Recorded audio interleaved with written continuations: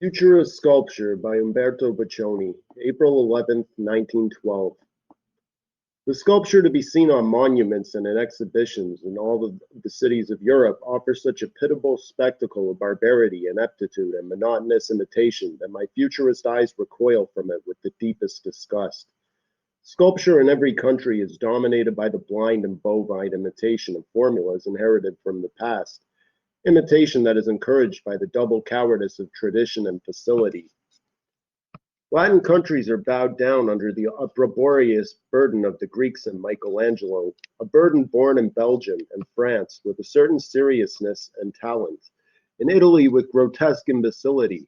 In the Germanic countries, we find nothing but a kind of Gothic-y, Hellenophilic fatuity, which is mass-produced in Berlin, or feebly reproduced with effeminate fuss by the German academics in Munich. In Slavic countries, on the other hand, we have a confused clash between the archaic Greek and Nordic and Oriental monstrosities. There is an unformed mass of accumulated influences, from the excesses of abstruse Asiatic details to the infantile and grotesque ingenuousness of Lapps and Eskimos. In all these sculptures, even in those which have a breath of bold innovation, we see the perpetuation of the same old kind of misapprehension. An artist copies a nude or studies classic statues with a naive conviction that here he will find a style that corresponds to modern sensibility, without stepping outside the traditional conception of sculptural form. The conception, along with its famous ideal of beauty, which everyone speaks of while genuflecting piously, is never separated from the period of Phidias and its later decadence. It is also inexplicable that thousands of sculptors can go on, generation after generation, constructing puppet figures without ever asking themselves why the sculpture halls arouse only boredom or horror. That is, when they are not absolutely deserted, or why monuments are unveiled in squares all over the world, to the accompaniment of general mirth or incomprehension. The same situation doesn't exist in painting, since painting is continually undergoing renewal, a process which, however slow, still provides the clearest condemnation of all the plagiarized and sterile work being turned out by all the sculptors of our time. Sculpture must learn one absolute truth: to construct and try to create now with elements that have been stolen from the Egyptians, the Greeks, or Michelangelo is like trying to draw water from a dry well with a bottomless bucket. No art can renew itself unless it renews its essence, which lies in the vision and the conception of the lines and masses, which form its arabesque. Art does not become an expression of our own times merely by reproducing the external aspects of contemporary life. And hence sculpture, as it has been understood by artists of the last and present centuries, is a monstrous anachronism. Sculpture has not progressed because of the limits which have been imposed on it by the academic concept of the nude. An art that must undress a man or woman in order to produce an emotive effect is a dead art. Painting has renewed itself, has broadened and deepened its scope, by studying how landscape and the environment simultaneously play on the human figure and in objects, thereby achieving our futurist interpretation of planes, Futurist Painting Technical Manifesto, April 11, 1910. Sculpture may also be able to find new sources of inspiration along these lines and hence renew its style and extend its plastic capacities to the kind of objects which up till now a kind of barbaric crudeness has persuaded us to believe were divided up or intangible and therefore inexpressible in plastic form.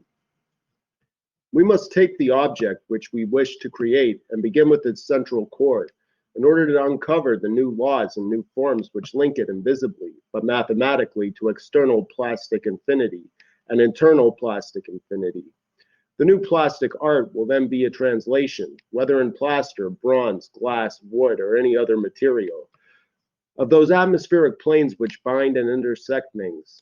This vision, which I have called physical transcendentalism, lecture on Futurist painting delivered to the Artistic Circle in Rome, May 1911, will provide the plastic arts with those sympathetic effects and mysterious affinities which create formal and reciprocal influences between the different planes of an object. Sculpture, therefore, must make objects live by showing their extensions in space as perceptible, systematic, and plastic. No one still believes that one object finishes off where another begins, or that there is anything that surrounds us, a bottle, a car, a house, a hotel, a street, which doesn't cut into and sectionalize us with its arabesque of curves and straight lines. Two attempts have been made to renew modern sculpture. One was concerned with the decorative side of style, the other merely with the plastic side, materials.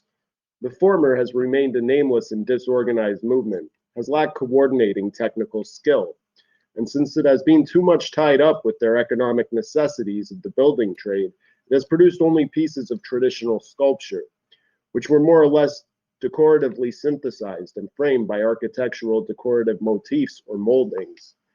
All houses and blocks of flats with a claim to modernity incorporate essays of this kind in marble, cement, or beaten metal. The second attempt has been more attractive, more disinterested and poetic, but too isolated and fragmentary. It has lacked any synthesis of thought, which might have resulted in the formulation of a law. To make new art is not enough. To believe in it fervently, you must identify normative claims that paint toward the path to be taken and then be prepared to advocate them. Here I am referring to the genius of Umberto Rosso, an Italian, the only great modern sculptor who has tried to open up the field of sculpture by giving a plastic representation of the forces of the environment and the atmospheric links that bind them to the subject. Of the other three great contemporary sculptors, Constantine Muner has contributed nothing in the way of fresh approaches to sculpture.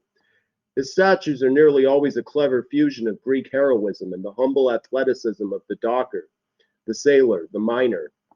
His sense of the construction and plasticity of a statue or bas relief still belongs to the world of the pantheon and the classical hero, in spite of the fact that he was the first artist who tried to create and elevate subjects previously disdained or given only mediocre realistic interpretation. Bordel's sculpture, a mass of abstract architectonic forms, shows a severity which is almost fury. His temperament is that of the grimly passionate and sincere experimenter, but unfortunately he does not know how to free himself from certain archaic influences and the examples of all those unnamed masons who made our Gothic cathedrals. Rodin's mental agility is much greater, and it enables him to move on from the impressionism of his Balzac portrait to the uncertainty of the burghers of Calais and all his other Michelangelo-esque sins. He brings to his sculptor a restless inspiration, a grandiose lyrical impetus, which would have been truly modern if Michelangelo and Donatello had not already possessed them in almost the identical form 400 years ago, or if his gifts had been displayed to animate an utterly new reality of sculpture. So in the works of these great geniuses, we find influences from different periods, Greek for Muner, Gothic for Bordel, and the Italian Renaissance for Rodin. The work of Umberto Rosso, on the other hand, is profound, revolutionary, yet deliberately limited in range. It depicts no heroes or symbols, but the planes in the forehead of a woman or child, which betrays a hint of spatial liberation, will have far greater importance in cultural history than that which he has been credited in our times. Unfortunately, the impressionistic imperatives of his experiment have limited his researches to a species of high and low relief, and he still conceives the figure as something of a world in itself, with a traditional foundation and imbued with narrative aims.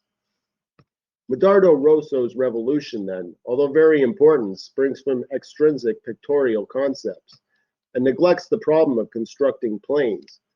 The sensitive touch of his thumb, imitating the lightness of impressionist brushwork, gives a sense of vibrant immediacy to his works, but also necessitates a rapid execution from life, which deprives a work of art of universality. Consequently, he has the same merits and defects as the impressionist painters. And though it is from their experiments that our own aesthetic revolution springs, we shall move away to a diametrically opposed position. In sculpture, as in painting, renewal is impossible without looking for a style of movement. That is, giving a systematic and definitive synthesis of what remained fragmentary, accidental, and hence analytical in the approach of the Impressionists, systematizing light's vibrations. And the interpretation of planes will produce a futurist sculpture whose basis will be architectural, and not just as a construction of masses, but in the way that the sculptural block itself will contain the architectonic elements of the sculptural environment in which the object exists. In this way, we shall be producing a sculpture of environment. A piece of futurist sculpture will contain all the marvelous mathematical and geometrical elements that constitute the objects of our age. And these objects will not be merely placed near or alongside a statue, like explanatory attributes or detached decorative elements, but following the laws of a new conception of harmony that will be inserted inside the muscular lines of a body. In this way, the cogs of a machine might easily emerge from the armpits of a mechanic, or the lines of a table could cut a reader's head in two, or a book with its fanned out pages could intersect the reader's stomach. Traditionally, a statue cuts into and stands out from the atmospheric background, out of the place where it is on view. Futurist painting has gone beyond this antiquated concept, which emphasizes the figure's rhythmic continuity of lines, its isolation from the background, and the invisible enveloping space. Futurist poetry, according to the poet Marinetti, having already destroyed traditional metrics and created free verse, now destroys the Latin period and its syntax. Futurist poetry is a spontaneous, uninterrupted flow of analogies, each synthesized in an essential noun. Ergo, the wireless imagination and words in freedom. The futurist music of Balilla Pratella is also smashing the chronometric tyranny of rhythm. Why should sculpture lag behind, restricted by laws which no one has the right to impose? Let's turn everything upside down and proclaim the absolute and complete abolition of finite lines and the self-contained statue. Let's open up the figure and let it enclose the environment. We declare that the environment must form part of the plastic whole, a world of its own, with its own laws, so that the pavement can jump up to your table, so that your head might be crossing the street while your lamp is twining a web of plaster rays from one house to the next. We want the entire visible world to tumble down on top of us, merging and creating a harmony on purely intuitive grounds.